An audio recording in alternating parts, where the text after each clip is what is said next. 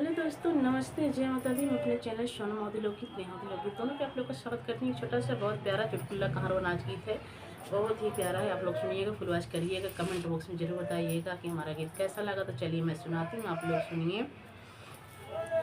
घरे घरे बिल्ली घूमई काजरा लगाई के, घरे घरे बिल्ली घूमई काजरा लगाई के। हम सैया टिकवलाया सासू से चोराई के, हम सैया टिकवलाया सासू से चोराई के।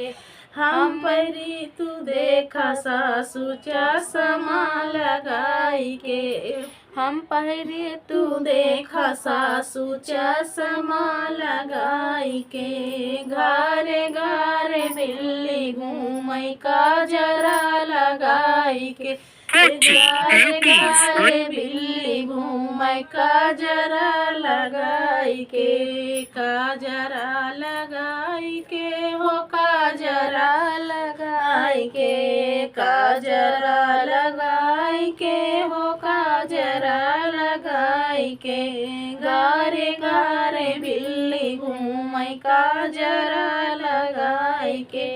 हम सैया लहंगा लाया जेठनी से चोराई के, हम सैया लहंगा लाया जेठनी से चोराई के।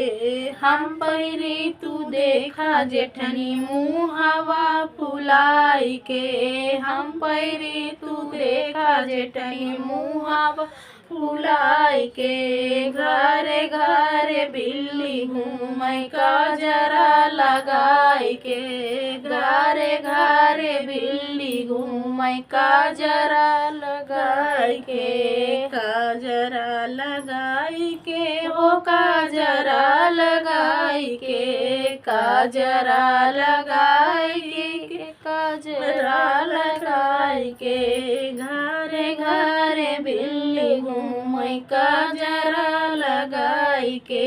हम सैया झुमका लाया ननदी से चोराई के, हम सैया झुमका लाया ननदी से चोराई के। हम पहरी तू देखा ननदी चुंगली लगाई के, हम पहरी तू देखा ननदी चुंगली लगाई के।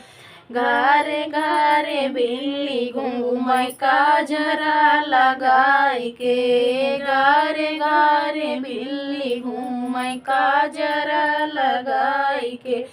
काजरा लगाई के हो काजरा लगाई के, काजरा लगाई के हो काजरा लगाई के। घरे घरे बिल्ली घूमई काजरा लगाई के, घरे घरे बिल्ली घूमई काजर लगाई के। हम सैया छागल लाया छोटी से चोराई के, हम सैया छागल लाया छोटी से चोराई के।